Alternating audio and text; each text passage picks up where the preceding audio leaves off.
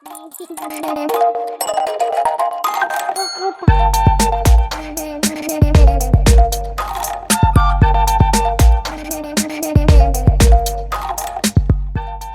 back to another episode of Parenting in Progress. I'm Corey. I'm Jordan. And we're the Welches.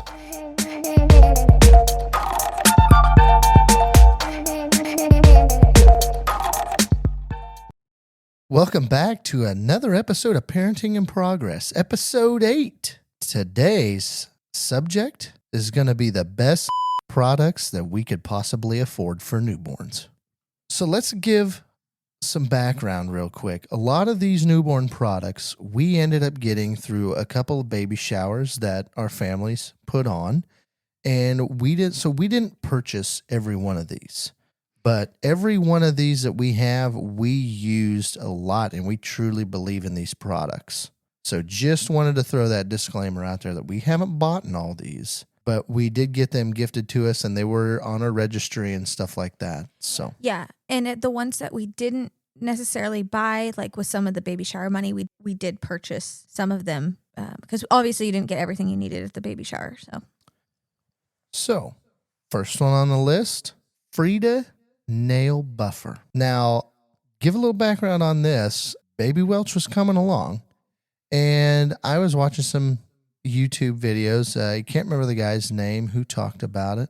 Wish I could give him some credit, but I don't remember who it exactly was. I was watching 2 or 3 guys, and it was just like 5 top products that weren't super expensive, weren't just off the charts of doing jobs, but just solid products. And one of these was the Frida nail buffer. It was an electric nail file. So it has a set of different grits of heads that you can replace on it. And basically, the older the kid gets, the more aggressive that the file, the nail file portion of it would be. This is an awesome product.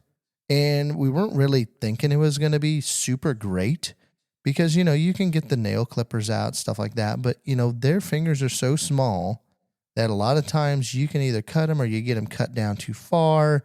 And then you kind of got a bloody mess and a screaming kid. And so we got this one, and it is so slick. You just pop the end of it. It's got a newborn end. You pop that on top of there. You turn the button. It'll rotate one way, or you can press a button. It'll rotate the other way.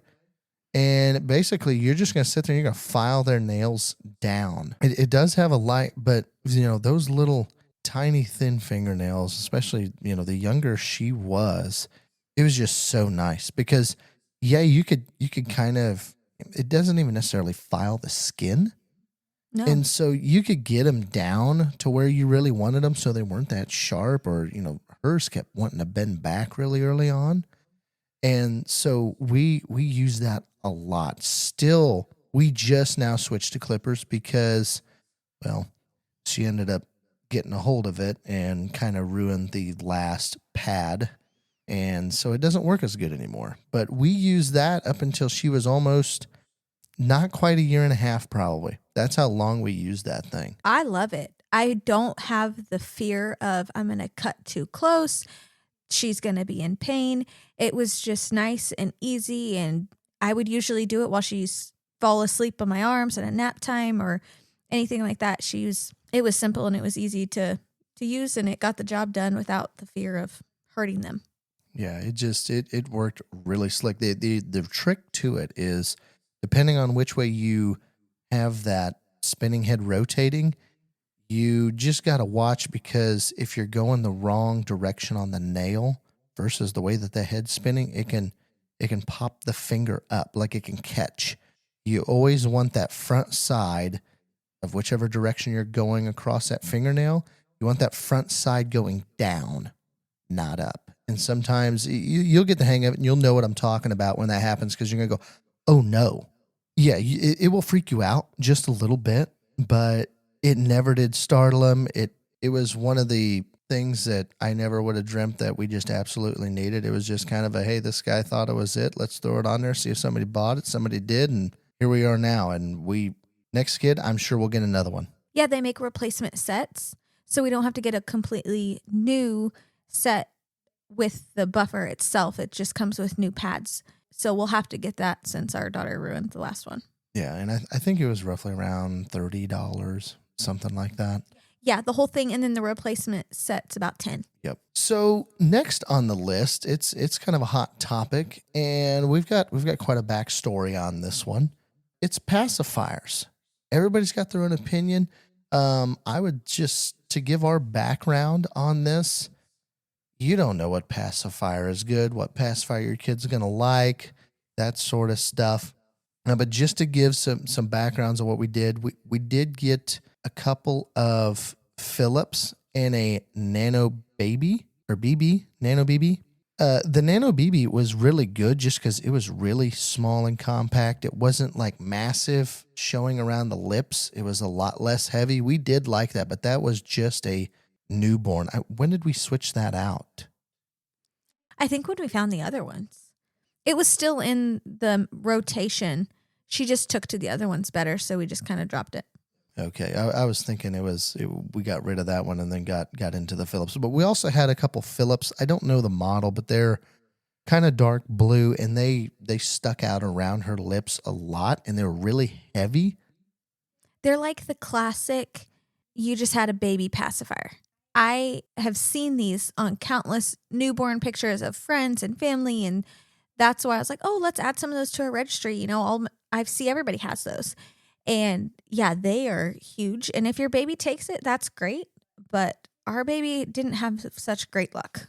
Yeah, she kept losing it a lot, especially, at night when she's trying to sleep. She'd lose it, and then she'd start crying. And pretty soon you're waking up 2 or 3 times a night just because of a pacifier. I remember you would just reach over and not even wake up. You just reach over and grab it and find her little face and put it in there, and she'd go back to sleep. The one thing I would say that is kind of nice with those Philips once in a while, especially on the newborns, is you can get a little stuffed animal with them or something like that. So they're not as hard to lose, or like that Nano BB. It's tough because it's a small little.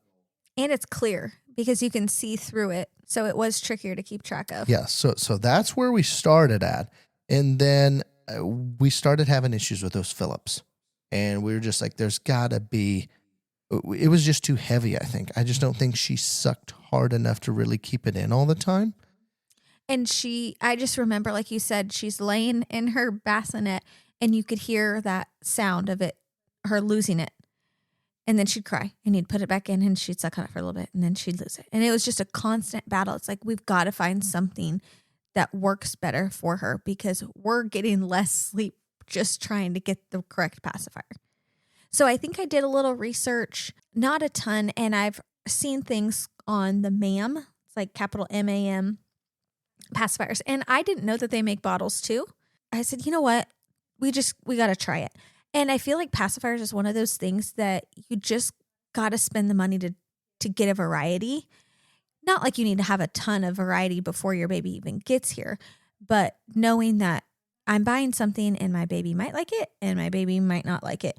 And thank goodness these are the ones she still has today. And now we're trying to get off the pacifier. But the MAM ones, they had a newborn one, which they were colored. So it was easier to keep track of. They were just smaller and petite. They fit her mouth good. She really liked them. And then when she grew out of the newborn ones, we got the next size up. And the thing that I liked about that, and maybe other pacifier brands come with it too, but it comes with a little sterilizing case. It was super easy to clean them. You just fill a little water in them.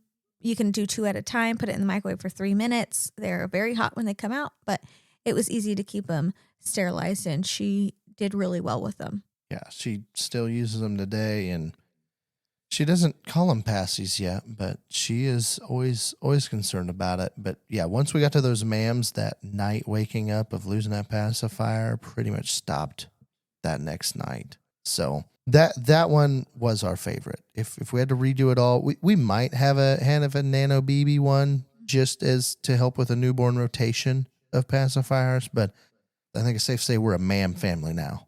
We are. I remember seeing them on sale again. It's like, you can't have too many pacifiers. We are getting a couple. So I don't know how many times we've asked ourselves, have you seen a pacifier? Where's the pacifier? Where's pacifier?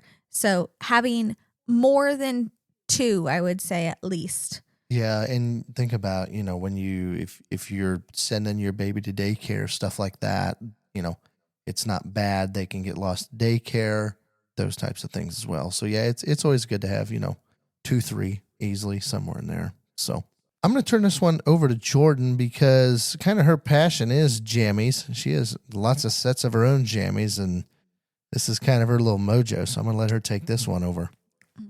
I feel bad looking back at Carly's pictures now because I'm pretty sure all she lived in for the first 5-6 weeks was jammies.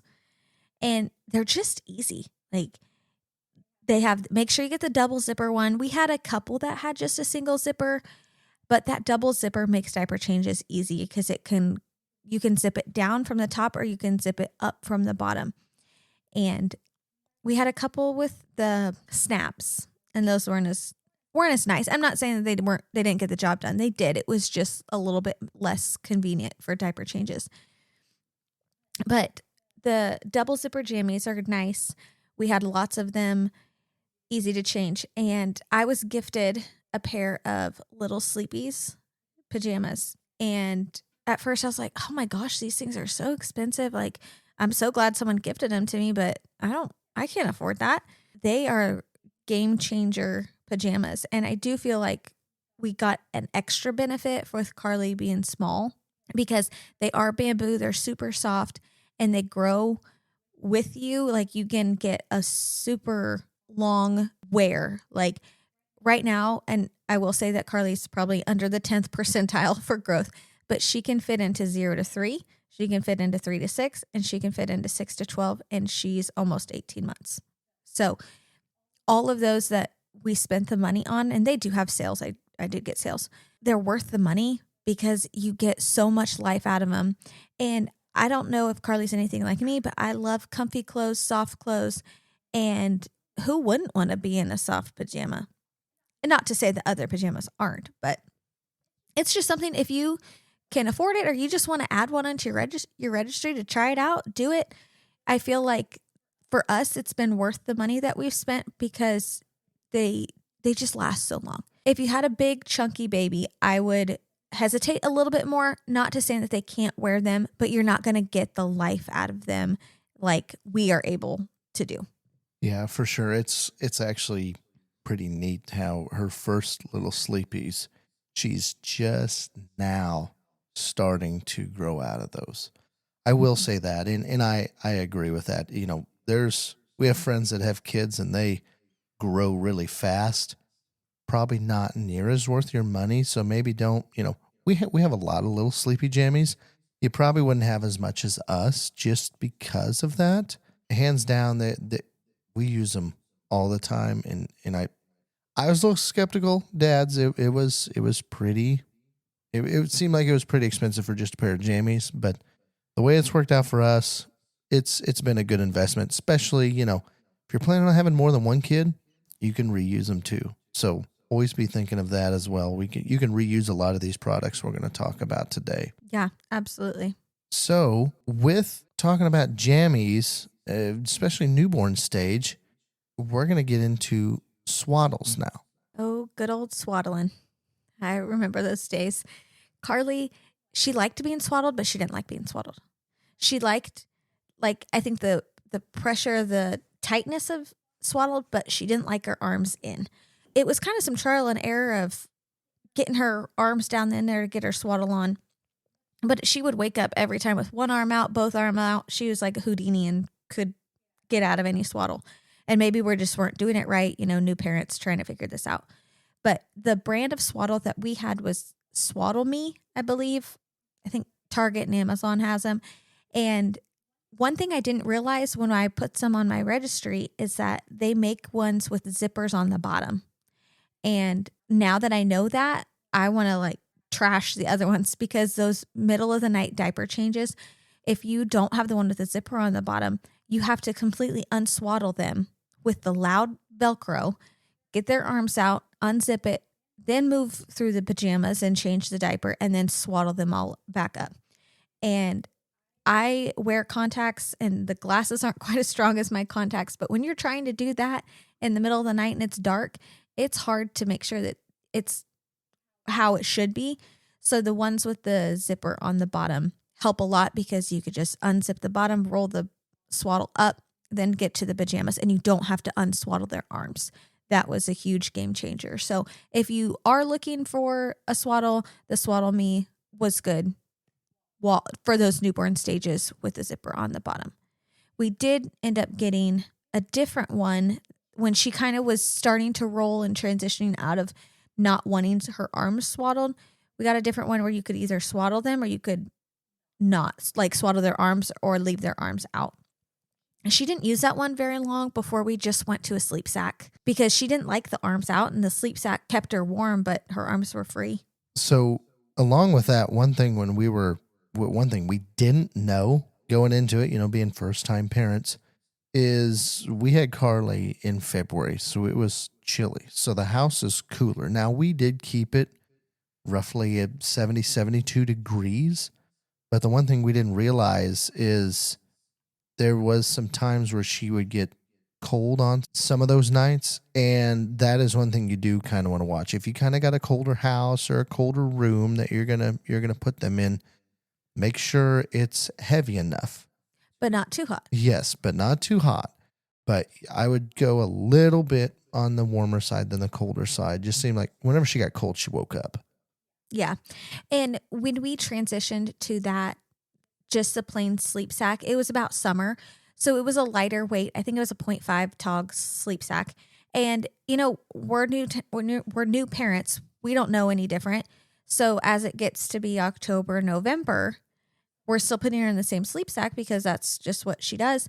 And she started waking up about 4:00 in the morning. And I think one time she did pee through her pajamas. And once we did some research, we're like, she's cold. And then you feel bad. But again, you don't know. And there's always room for growing. And I would rather her be too cold than too hot.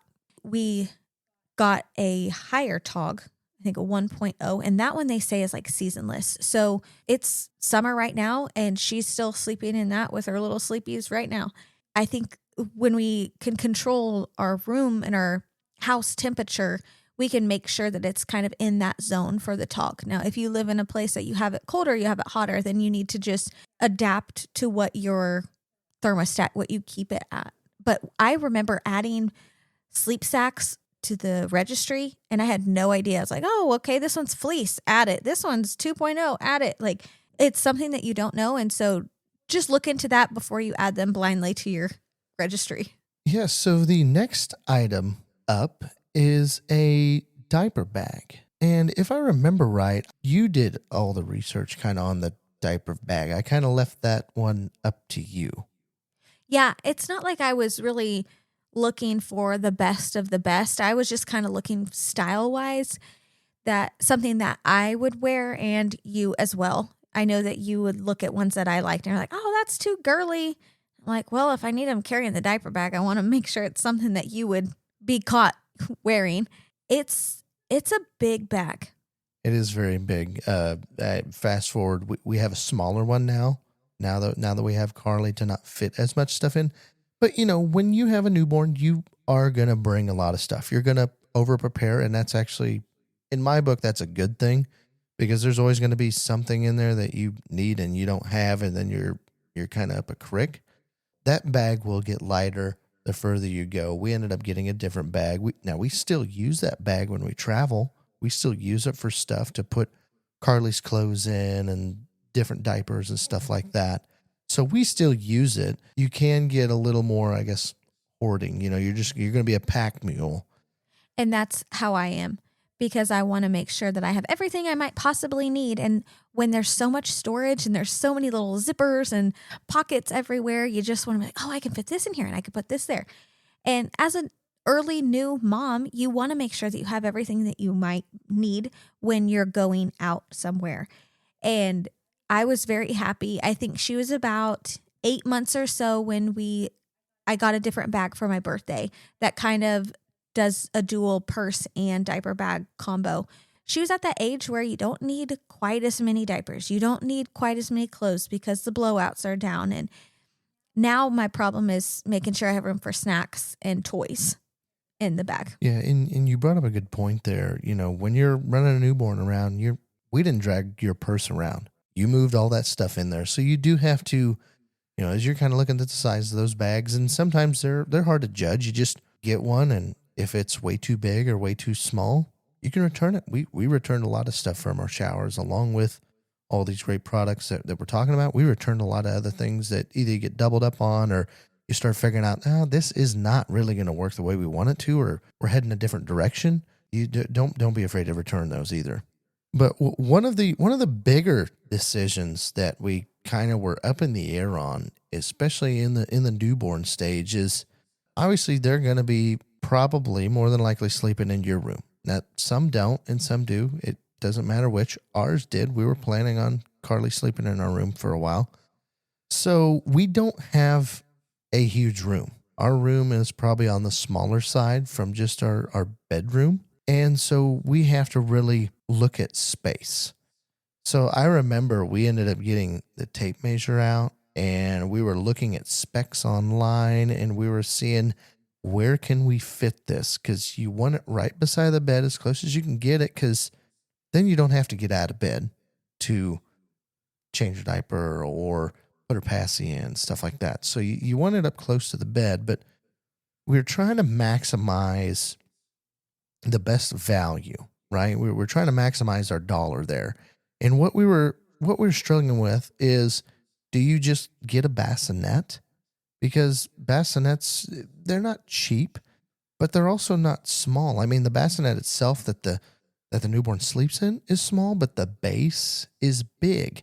And it's usually shaped in a way to where you can bring that thing right up next to the bed. So a lot of that frame is going to be sticking underneath of your bed. But when you're not using that, and let's say you slide it away from the bed, that whole base took up a lot of our little walkway that goes in and out of our room. And so what we were contemplating is, it's just a bassinet. So they're going to sleep in there till X amount of months, or they grow X amount of inches, and then they're done with it, right? Then you're onto a crib, or you're onto something different, or sometimes some people transition to a pack and play. And so that's where man, can we get by with a pack and play? And so we did start looking, and they do make domes for pack and play, which is basically a little bassinet. So we started doing the measurements on it. Between the bassinets that we were looking at and the pack and play that we were looking at, they were virtually the same measurements. They were. Yeah, I was thinking that one of the pros of getting a bassinet would be saving space. But when we looked into the bassinet sizing versus the pack and play, it's like, well, they're about the same. So do we buy the bassinet, and then we still need a pack and play for when we travel or anything like that? Then it feels like we're just buying something extra. So we kind of made the decision to after research, we did lots of research to see, let's try it out. I think that we can get away without having an actual bassinet. And then we have the pack and play that we can use later on too. And her pack and play, it not only did it have the little base, I guess you would call it, how you can have that insert and you put the base on it. So it's a raised bassinet. It's not clear to the floor. So not only did it have that part of the bassinet, but it had the dome that you had mentioned earlier. And that dome is pretty handy. It's small. Yeah, it is. And we used it for things that we didn't think we'd use. There'd be times where it was summertime, obviously, and you get tired of getting cooped up in the house. You just want to go outside, sit outside, listen to nature a little bit. You would throw her in the bassinet, or in the dome, You'd throw her in the dome, and you go outside, and it had a little cover for sun and stuff like that, to where we used it all the time. Or sometimes there was only 2 latches on each side. We would even put it on the floor in the living room, and she could take a nap there instead of in our bedroom. It was very versatile. It was. I remember getting home from work, and like you said, it was a nice day. So I just, it clips on, you unclip it, and we went outside for a little bit. I sat out on the porch, and you get to that stage where you're like, I don't really want to lay him on the concrete. or just put a blanket on the concrete when there's bugs and stuff like that. But she's not big enough for the little sit me up seat. And I don't want to put her in her car seat out here, and I can't hold her. So the dome was a perfect option for us to where we didn't need to hold her, but she could be where we are. I mean, I remember going and tilling the garden with you, and she was in the dome out in the grass. And I remember taking it to a baby shower that was outside. She also got to that point where she was tired of being held. She didn't want to be held all the time. It's like, enough, put me down. And when you don't have a safe space to put her down, that dome was perfect. And it unfolded really easily and stored up. It's downstairs ready for another kid. Yeah, it's something we're still using. I mean, we used it when we go out to see your brother. We use it a lot, especially with little kids. So even her, granted, she's a little smaller, but she still sleeps in it when we have to travel at the same time.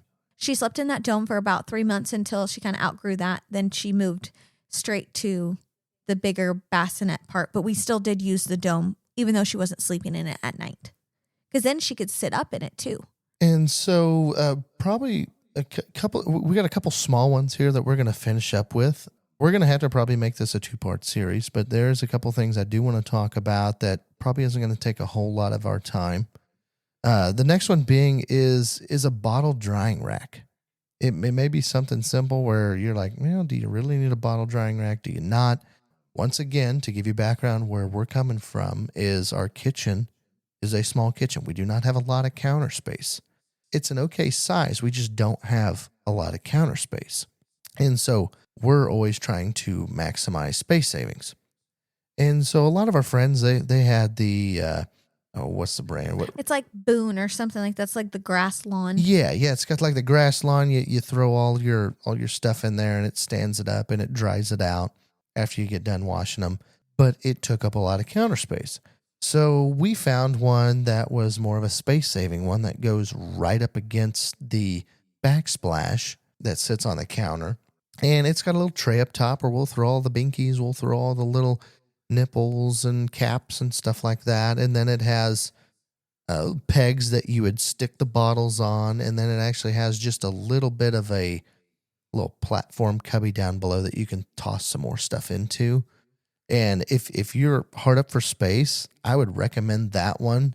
The grass ones are great. I wish we could have used one, but we just don't have the space. We were not willing to sacrifice that much space just to dry bottles. Yeah.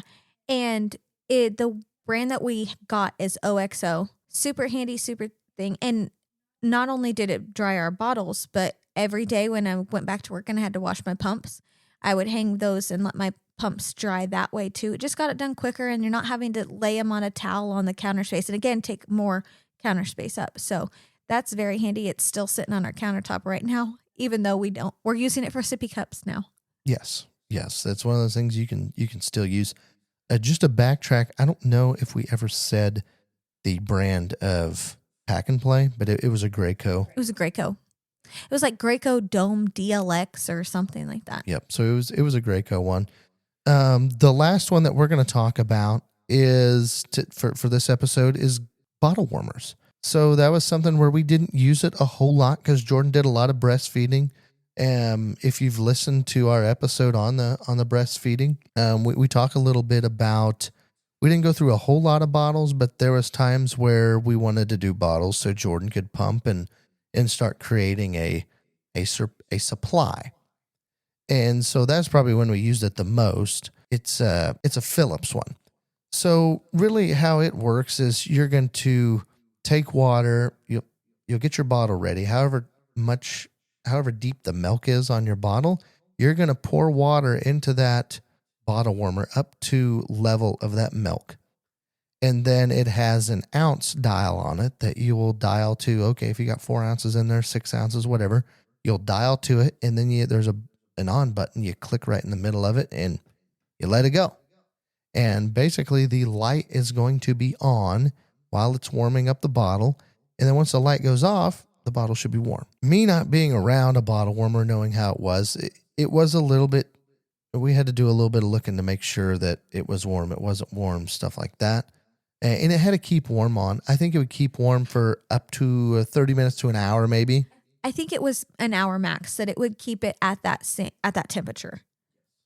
And so the theory of operation was pretty easily, dial it up, hit the button, wait.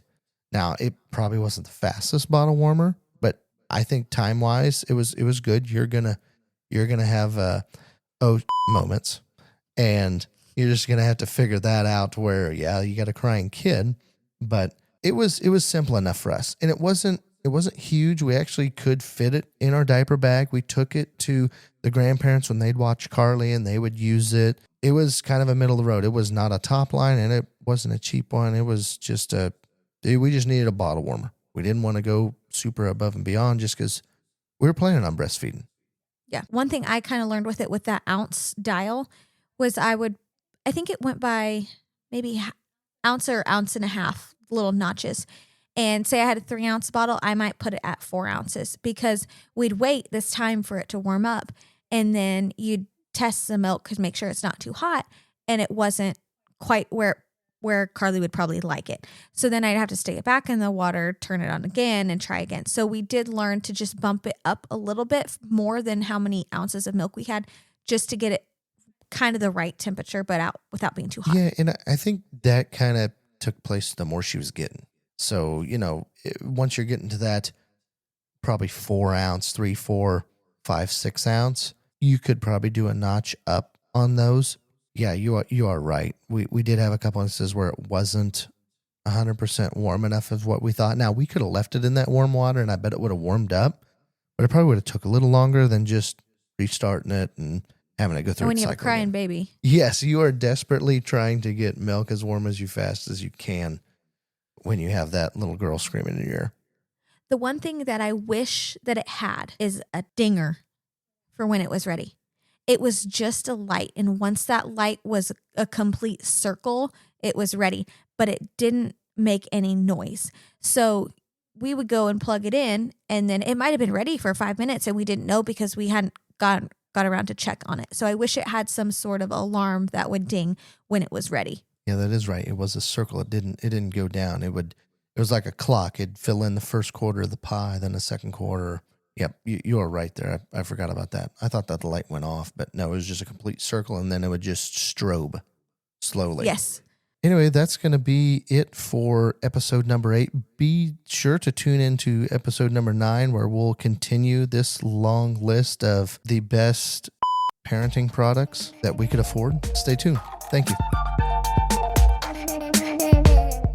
Thank you for listening to Parenting in Progress. If you like what you heard, and you're listening to us on YouTube, please go ahead, like, share, subscribe, drop a comment. If you're listening to us on other platforms, go ahead, give us a follow and a rating. We truly appreciate it. Thanks again, and we'll see you in the next one.